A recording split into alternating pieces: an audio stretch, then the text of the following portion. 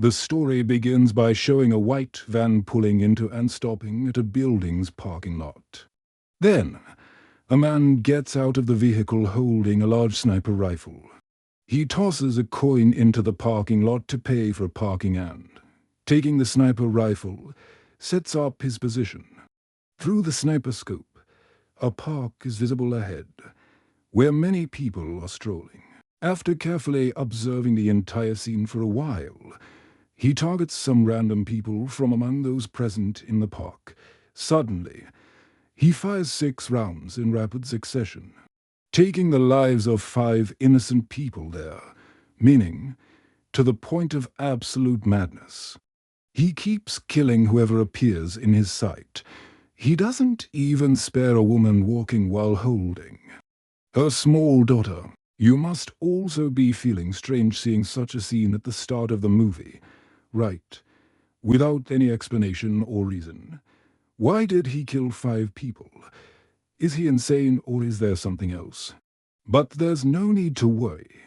Once you watch the entire movie, you'll find out what dangerous story is hidden behind this murder. Now, as soon as the news arrives, the police immediately reach the spot and begin combing the entire crime scene. The head of this police team is Detective Emerson, who is considered highly talented after thoroughly searching every corner. Emerson finds some crucial evidence. He also finds the same coin that the criminal had tossed for parking. When he goes to the office and runs a fingerprint scan on that coin, it's revealed that the fingerprint belongs to an ex-military sniper named James Barr. And because all these murders were committed with a sniper rifle, James becomes the prime suspect. The entire team immediately sets out to catch him. Go into his house. They find James unconscious and take him into custody. Bullets, a rifle, and even the same van are found at his house, so the police are almost certain that James is the real killer. The next day, when James regains consciousness, Emerson begins his interrogation. Present with him is a lawyer named Alex Rodin, who is handling the case against James. Emerson gives James 2 simple options: either confess his crime and go to prison for life, or face the death penalty directly. James doesn't answer any of his questions then. He just picks up a copy and pen lying nearby and writes one line: "Get Jack Reacher," meaning, find a man named Jack Reacher. Only then will the real secret of this case be revealed. Here it becomes clear that the person who killed those 5 people with the sniper and James Barr are not the same person. That is, he is being cleverly framed in this entire case because all the evidence is against him. Therefore, only Jack Reacher can get him out of this trouble. Now the question is, who is this Jack Reacher? Emerson researches and finds out that Jack Reacher is an ex-military police officer, as brave as he is brilliant. His skills in both sniping and combat fighting were top level. His investigative power was so lethal that while in the army, he solved cases whose secrets were beyond anyone else's grasp. But due to some issues in the army, his rank was reduced from captain to major. And exactly 2 years later, he disappeared so completely that no one could even find any record about him. Since then until today, where is Jack Reacher? Is he even alive? No one has any information. Hearing all this, Alex becomes quite tense and tells Emerson that Jack Reacher must be found, no matter what.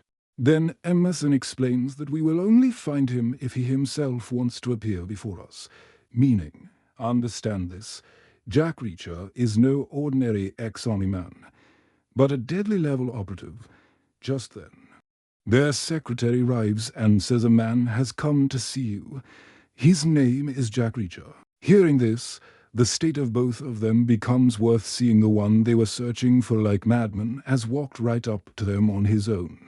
Jack Reacher comes inside and, without wasting any time, first expresses his desire to meet James. He is taken to James, where he sees James lying unconscious with bandages all over his body. Reacher asks how James ended up in this condition. Emerson explains that when James was being brought to jail, other inmates attacked him, beat him badly, and put him in a coma. Hearing this, Reacher understands that something is very wrong here. So, without arguing, he starts to leave. But Alex stops him and asks, "Why are you here? And what is your relationship with James?" But Reacher replies that James is no friend of his. Emerson asks in surprise, "Then why was he asking for your help?" Then Reacher explains, "He is a psycho sniper. Otherwise, why would he just kill 5 strangers right at this moment?" Helen wrote in Rives, "A lawyer who is fighting the case on behalf of James Barr. The interesting thing is that Helen is."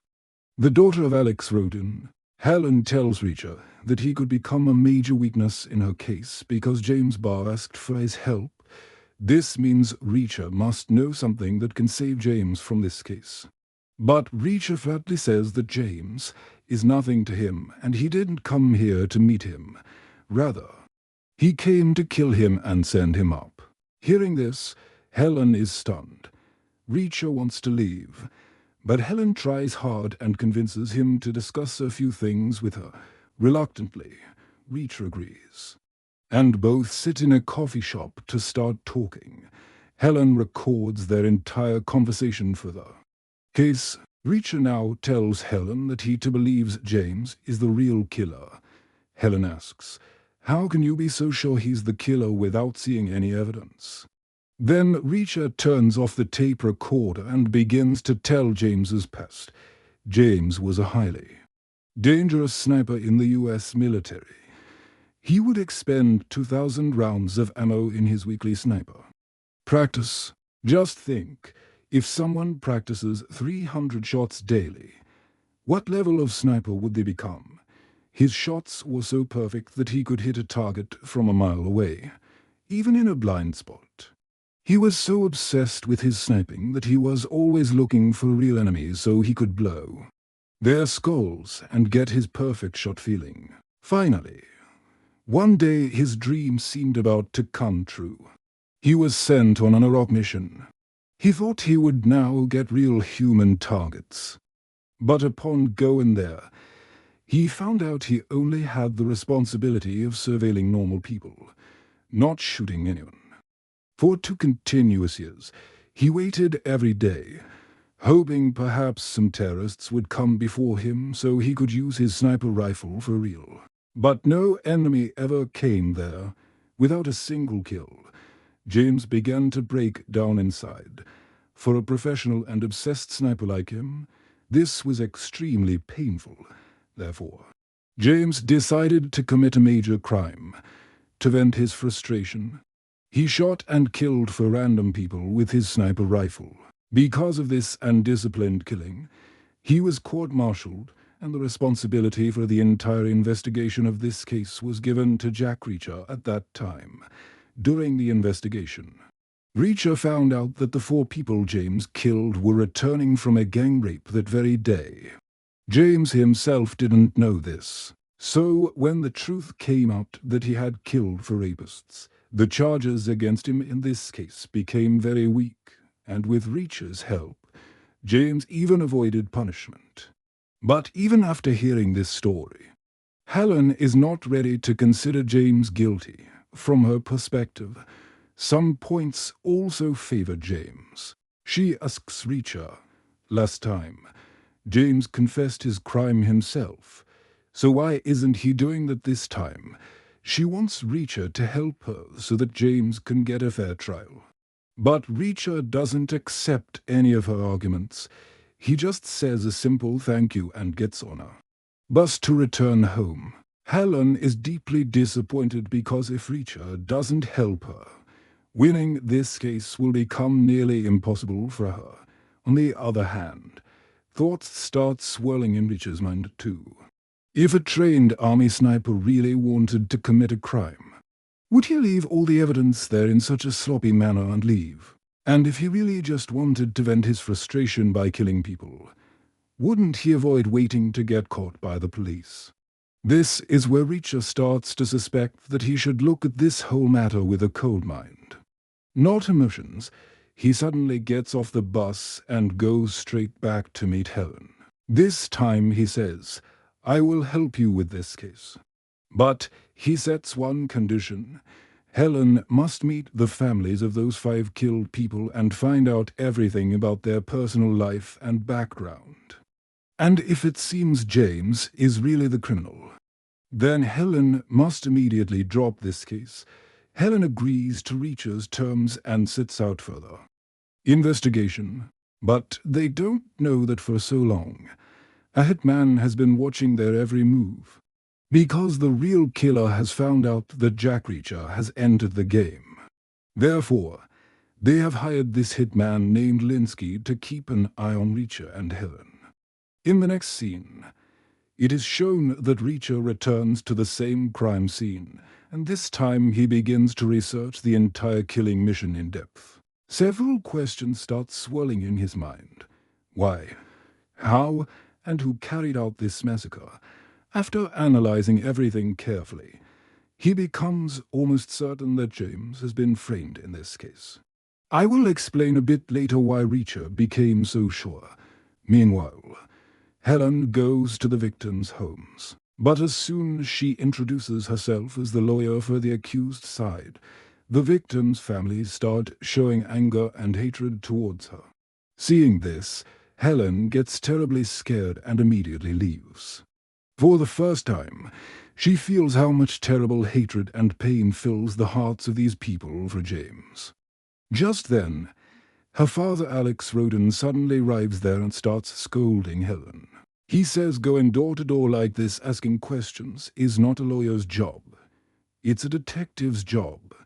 On the other hand, at night, Jack Reacher is sitting somewhere, still thinking about the same case. A big question revolves in his mind.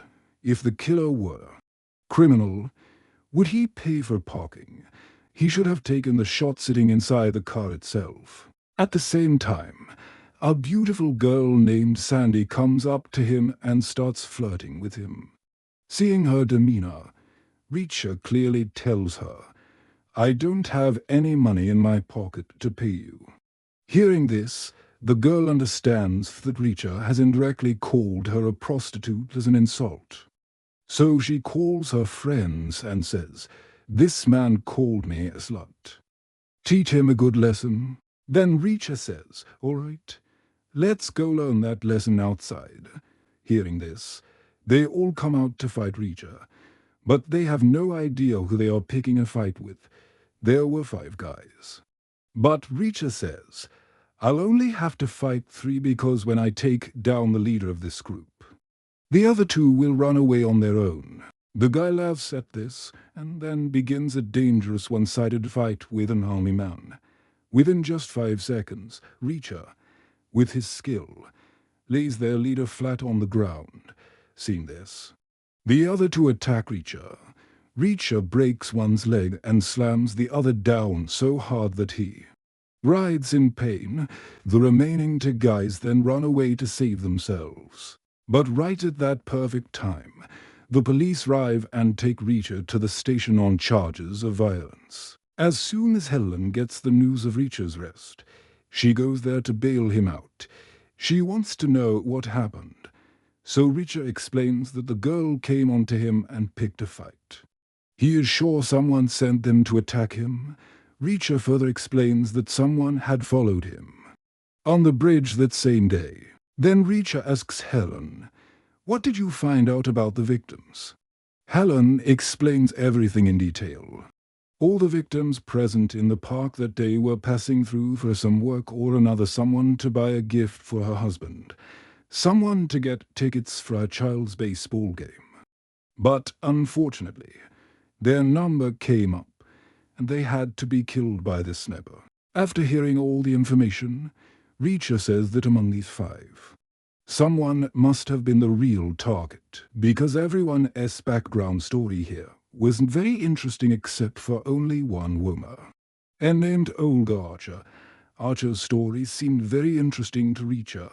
Her husband ran a big construction business, but suddenly her husband died, and Olga inherited the entire business. She had the option to sell this business, but ignoring all pressures and out of love for her husband, she decided not to sell the company. Perhaps because of this, she lost her life. But Helen says that theory alone won't work. To win this case, proof is needed, and they don't have any evidence yet. Then Reacher says, "You try to gather all of James's personal details. Where did he go? Who did he meet? Everything will come out.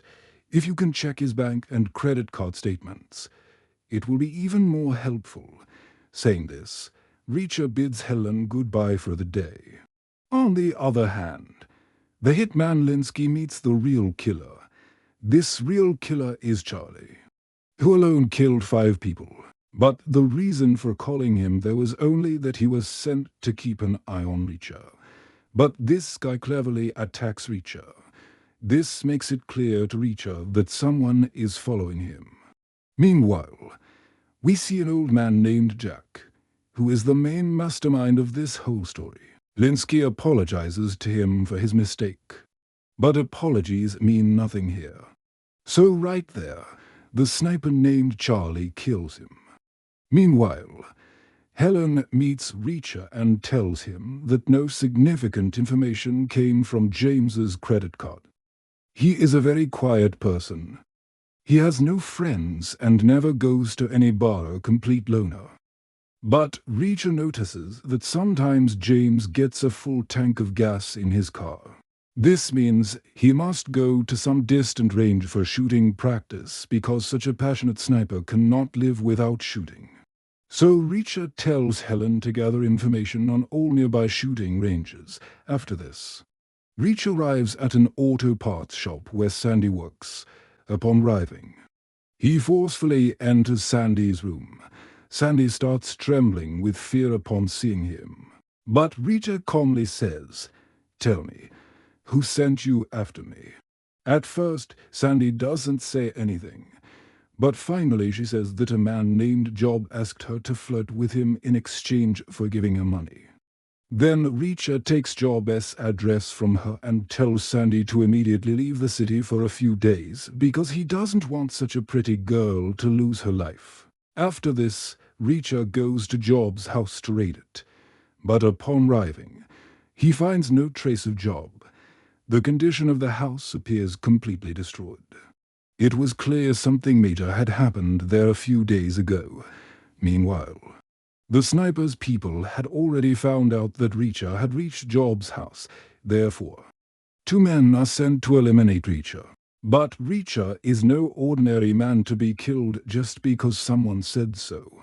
Suddenly a man comes from behind and strikes Reacher on the head. Reacher sees 2 men standing in front of him with rods. Then Reacher comes to his senses and starts using his dangerous skills to break their bones. At one point, he slams one to the ground and hits the other on the head, putting both in a coma. A sudden threat emerges behind Reacher in a tense confrontation scene. Just as he is about to shoot, Reacher immediately grabs his hand. Reacher grabs him in such a way that the man starts writhing in pain. Reacher asks him, "Where is Job?" The man had a head injury, but he truthfully says, "I don't know where he is now." After this, Reacher takes his car and leaves. But soon another car starts following him. Reacher then meets Helen and says he is 100% sure James is innocent. According to his investigation, James is a super sniper. In that case, he would never fire from a place where direct sunlight is in his eyes. But these shots were taken from a spot where the sun's reflection was directly on him. Besides, James is not so stupid as to toss a coin for parking first and then take the shot. If he wanted, he could have gone to the distant bridge, taken the shot sitting in the car, and the sun would have been behind him. allowing him to hide and take the shot. And there, 6 shots kill 5 people, whereas a shooter like James has 0 chance of missing a single shot. The attacks on Reacher also make it clear that no one wants James to be proven innocent. When he notices the car following him, he cleverly writes down its number and gives it to Helen to trace. Upon tracing, it is found that the car belongs to a company named Lavender, and this company was having a dispute with that victim Olga Archer's company, Archer Construction. This means it is now absolutely clear that this massacre is connected only to Olga Archer. This is not a serial killing case. One target along with 4 other targets were killed to make it look like a murder spree. In reality, the real target was Olga Archer. Helen says this is just a theory, and to win the case. We need solid proof, but Reacher says, I will find that proof. Meanwhile, Sandy hides somewhere else. A tense moment as a hidden figure closes in on a target in a dimly lit location. Then, while she is unconscious, he covers her mouth and takes her life. Detective Emerson at a crime scene near a dumpster, looking shocked. Meanwhile, on the road, Reacher sees that the criminals have already killed Sandy. This scene deeply saddens Reacher. Perhaps because of him, this beautiful girl had to lose her life today. But when Emerson sees Reacher, he starts thinking he is the killer and wants to arrest him. Reacher immediately understands the situation and starts fleeing in his car. Driving at high speed, Reacher begins a game of cat and mouse with the police. His driving skills are worth watching here. This game of cat and mouse continues, and Reacher reaches the front of a supermarket at one point. Here he slows down his car's speed, and at an opportune moment, abandons the car and blends into the local crowd. Just then a public bus arrives, and right in front of the entire police force. Reacher boards the bus and saves himself from the police. After escaping the police, Reacher meets Helen. During this, her father and Detective Emerson also come to meet her. Helen cannot believe what they say. Emerson explains that this morning Reacher went to Sandy S.'s house and had already beaten up Sandy S.'s friends and sent them to the hospital. Now, he is doing whatever he wants, so it is necessary to take him into custody. But Helen says she really doesn't know where Reacher is now. Right at that moment, Helen's phone rings, and she hears that the call is from Reacher. Reacher warns her about her father and Emerson. He suspects that one of these criminals is definitely connected to them because apart from Helen, Emerson, and her father, no one knew about his rival in the city. This means one of these two passed the information of his rival to these criminals, and that's why these criminals are now after him. Hearing all this, Helen also becomes very tense, and then she gives Reacher the location of that firing range where James used to practice shooting every day. The next day, as soon as he gets the address, Reacher reaches that firing range. There he meets the firing range owner, Martin Cash. Reacher gives his name as Aaron Ward and says he is James's friend, so he came here to learn about him. Martin thinks Reacher might be a policeman, so he shows no interest in helping.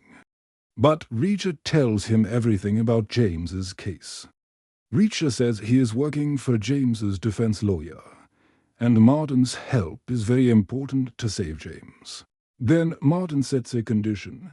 He gives Reacher a shooting target and some bullets and says, "Only if you hit the exact center with these 3 bullets will I answer all your questions." Reacher thinks, what kind of strange game is this? But having no other option, he agrees to Martin's terms. Martin gives him 4 rounds of bullets so he can use 1 round for practice. Reacher takes his rifle and sets the target. But in the very first round, he shoots far from the central point. Then, after adjusting the rifle a bit, he fires 3 shots. Seeing this, Martin is completely astonished because all these shots were so close that Martin hadn't seen such perfect shots in a very long time. Then Martin says, "You must be Jack Reacher, because only Jack Reacher could take such shots 10 years ago." Hearing this, Reacher is quite happy, and Martin agrees to help him. Martin shows Reacher some shooting targets that James used in his practice. Martin says he has never seen such a perfect shooter before, but Reacher says when James was in the army, he wasn't such a good shooter. Perhaps someone else was taking these shots. Maybe a very close friend of James. Martin cannot believe this. But when he sees the CCTV footage, his understanding becomes completely confused because another person always came to this firing range with James. That person was the dangerous sniper, Charlie. After gathering information, Reacher calls Helen and gives information about the suspect. He tells Helen he will reach her in 3 hours. During this time, Helen should not tell anyone anything. Helen agrees to his words and hangs up. Meanwhile, Helen's father was present. Helen gives him all the details of the corruption and illegal activities of the Lavender Construction Company. She requests her father to file a case against this company because whoever stood in their way, this company eliminated them. And because of this, Helen's life is now in danger too. But her father doesn't take this matter very seriously and just wants to keep Helen in protective custody for safety. But Helen doesn't agree with this and leaves. As soon as Helen gets into the elevator, Emerson arrives there, and this time Emerson knocks her unconscious with a stun gun. Then two men come and drag Helen away. This means Emerson is also part of the sniper team. Meanwhile, when Reacher calls Helen, the killer sniper Charlie answers. He tells Reacher that if he wants to save Helen, he must reach the given address within 1 hour. But Reacher was no less. He tells Charlie, "I have gathered all the evidence against you. I'm now going straight to the FBI with it. What you do with Helen is your choice." I don't care, hearing such a carefree answer. Helen and everyone else present are completely stunned. But then Reacher calls again and says, "All right, I'm coming. But if there's a single scratch on Helen's body, I will bury all of you alive." Hearing this, Charlie panics badly, and they give Reacher the full address of their hideout. After this, Reacher sets out to save Helen, heading straight for their den. But he is not alone. With him is the firing range owner, Martin. Although he may be old now, his shooting skills are still just as dangerous and sharp. Martin has brought a sniper rifle with him so he can cover Reacher if needed. Meanwhile, where Helen has been taken captive, we also see that old man named Jack. Actually, he is the real owner of the Lavender Company. Earlier, Helen was suspecting her own father. But now she clearly understands that her father had no hand in all this planning. Meanwhile, before setting out to save Helen, Reacher calls her once more. He reassures her, "As long as they haven't captured me, no one can even touch you. Just trust me. I will get you out of here and come back." Saying this, Reacher embarks on the real mission. His only weapon is a small knife. On the other hand, Martin sits hidden in the darkness on a high point with a sniper rifle to cover him. But fighting from such a distance with just a knife was impossible because the enemies had sniper rifles and heavy weapons. Therefore, Reacher had to get close somehow, making this plan. Reacher puts his car in reverse gear and starts going straight down the hill so that even if there is firing from above, he might survive. The enemies have already started firing wildly, and Reacher's car starts getting completely damaged. At one point, the car hits a rock and gets stuck, right at that moment. Martin starts attacking the enemies from above. which reduces their firing a bit, taking advantage of this opportunity. Reacher gets out of the car and takes shelter behind a large rock. But on the way, his last weapon, the knife, had also fallen from his pocket, meaning he now has to fight 3 gangsters empty-handed. From above, Martin keeps firing continuously, and Reacher, taking advantage of the opportunity, shifts from one rock to another, changing his position, while one shooter keeps firing at that same rock. Not a single bullet hits Reacher. Then Reacher shows a brilliant move. With lightning speed, he comes out from behind the rock, throws a brick, and takes down the shooter in that instant. Then, grabbing the UMP gun lying near that person, Reacher kills another enemy and brings him down. Seeing the situation, the real sniper retreats. And when Reacher goes towards that room, he sees no human present there. Actually, Reacher thought perhaps Helen was kept here. But seeing a map inside, he realizes this is not the real place.